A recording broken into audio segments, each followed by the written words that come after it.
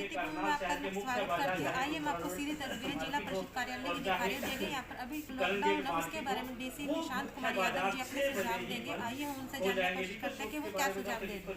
में टोटल 5 जिले थे और उन 5 जिलों में हमारा जिला नहीं था करनाल। सिर्फ उन जिलों पे ज़्यादा रिस्ट्रिक्शंस लगी थी। कल 5 जनवरी को जो ऑर्डर आया है उसमें उस ग्रुप ए जिलों में हमारे ज़िले को भी शामिल कर लिया गया है, क्योंकि यहाँ भी नंबर ऑफ़ केसेस जो है अलार्मिंग रेट से बढ़े हैं। सो अब काफ़ी सारे ज़िले जैसे करनाल, पानीपत, कुरुक्षेत्र, यमुनानगर, रोहतक और झज्जर, इन ज़िलों को ग्रुप ए ज़िलों में ऐड कर दिया गया है और उसकी नई गाइडलाइंस निकाली गई है। एक तरीके से कहा जाए तो पार्शियल लॉकडाउन लगाया गया है। अब इस लॉकडाउन में क्या क्या प्रावधान रहेंगे, कई सारी चीज़ों को लेकर के कुछ कन्फ्यूजन्स थे, तो वो हमने सरकार से भी बात की है अभी हाल ही में और मैंने पूछा है और उनसे काफ़ी सारी चीज़ों की क्लैरिटी आ गई है।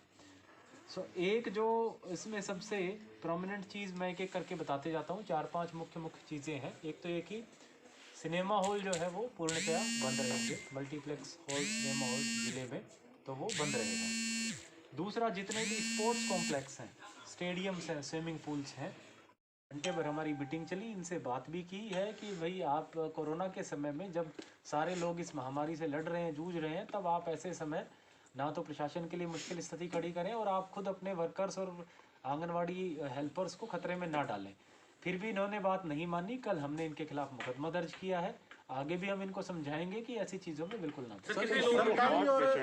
खासकर जो ऐसे हायर बीपी के होते हैं उनके लिए वैक्सीनेशन कहीं ना कहीं इस केस में अगर किसी को हेल्थ रिलेटेड कोई इशू है तो हमारे सिविल हॉस्पिटल जाकर के अपनी क्वेरी सॉल्व करा सकता है।